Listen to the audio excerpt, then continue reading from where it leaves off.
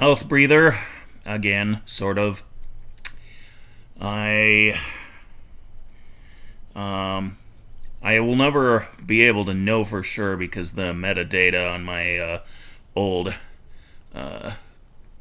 videos has been destroyed, but I suspect this is the shortest turnaround time I've ever had between recording my last video and deciding to record a new one. This is only like 2 weeks.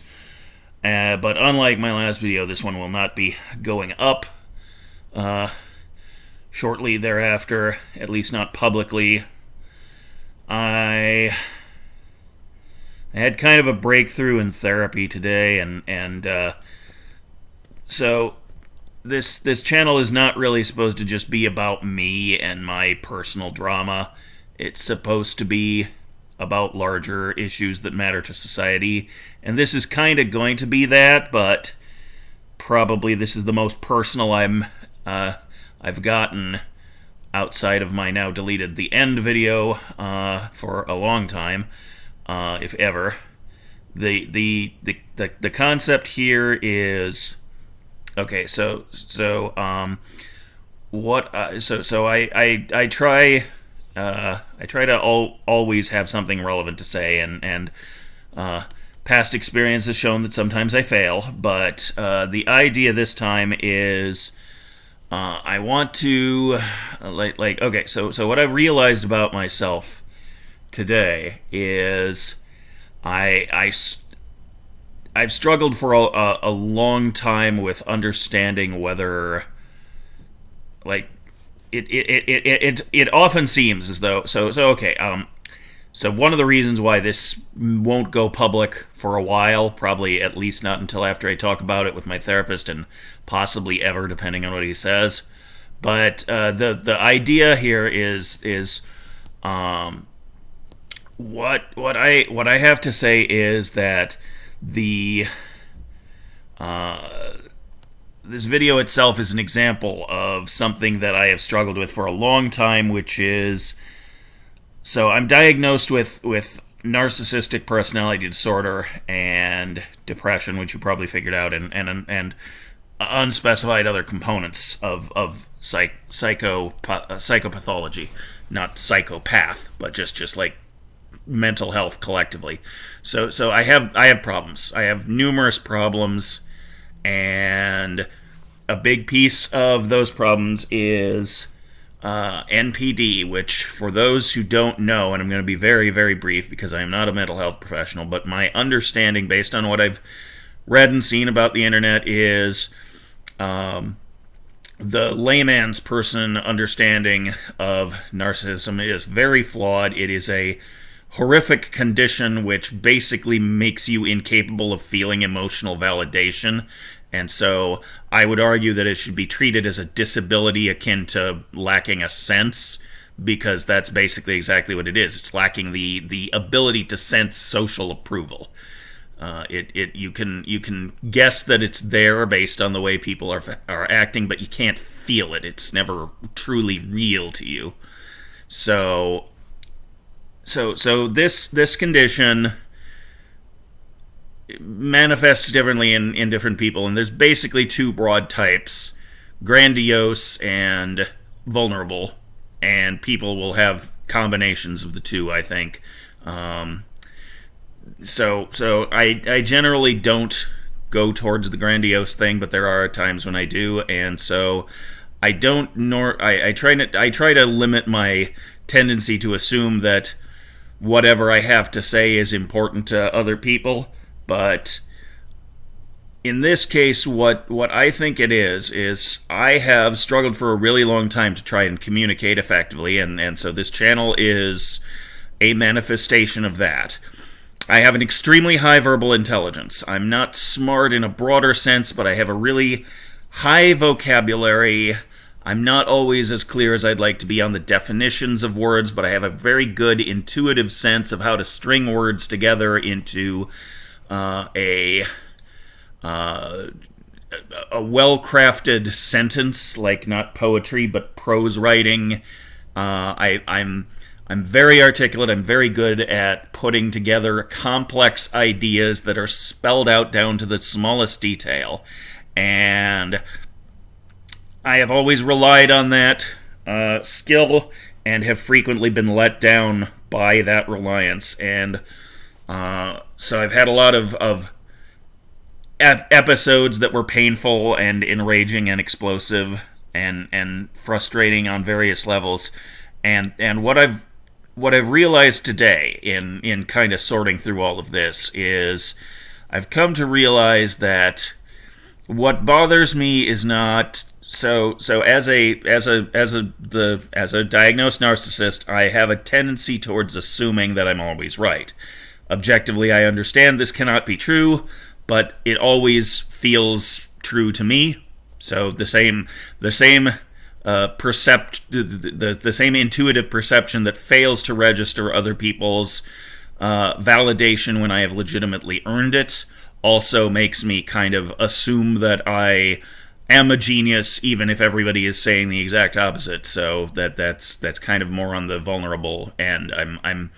I experience everyone else as not appreciating my genius.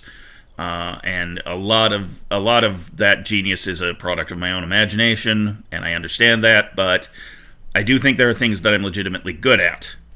And what I have come to realize today is that what kind of sets me off is not when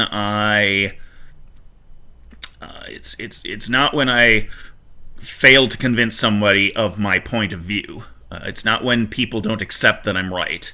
What bothers me is when I put a huge amount of effort into trying to communicate effectively, and I very carefully choose my words based on not only their definitions as best I understand them, but their connotations as best I understand them. The collective social understanding we all have of what words not only mean directly, but also what they imply and are connected to, and if you say the word spoon, you're describing an eating utensil, but you're also invoking a reference to the superhero The Tick.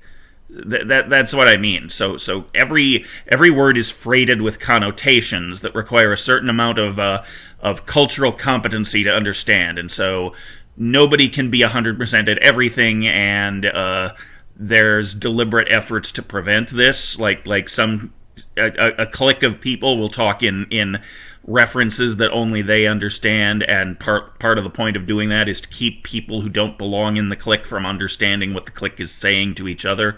So there's all sorts of that kind of thing.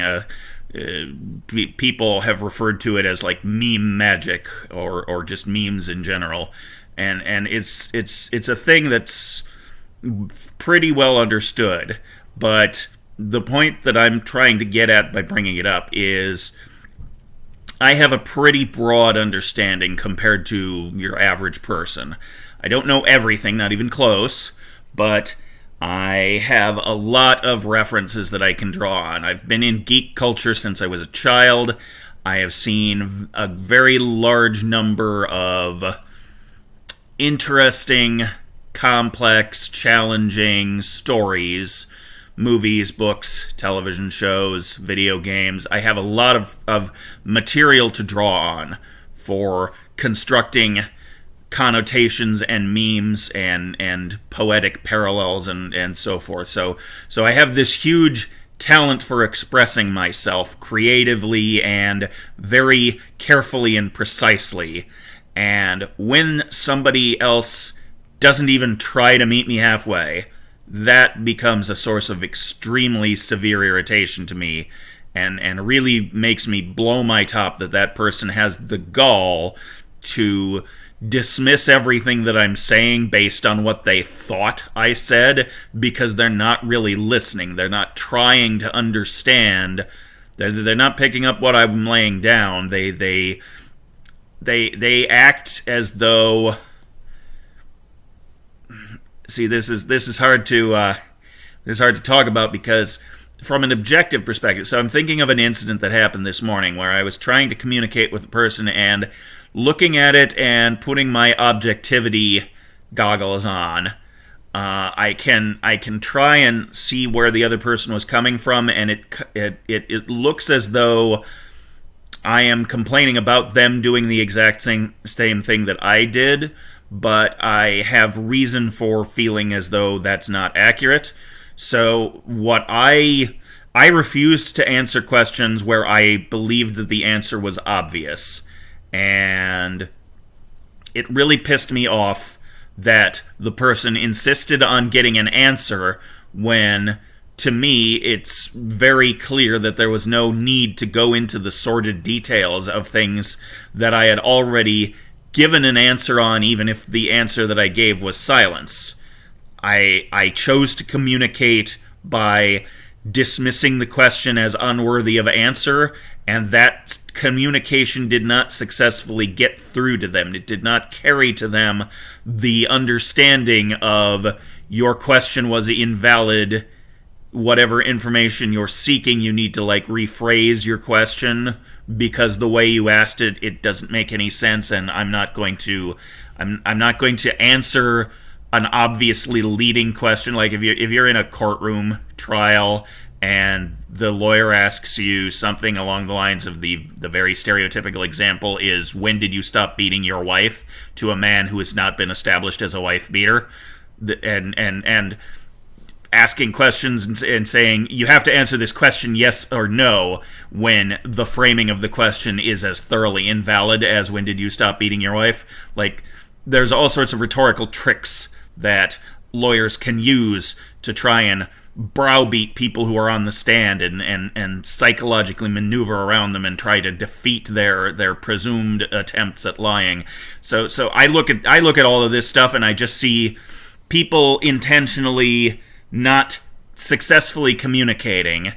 And as I said, it feels like I've put in a huge amount of work in order to do my half of the equation, and then they don't even try. And they blame me for the fact that the message did not get through. And that is what really pissed me off. That's what I wanted to talk about today. So, again, the public may never even see this, but I had to get this off my chest, and I thought it had the potential to be video material.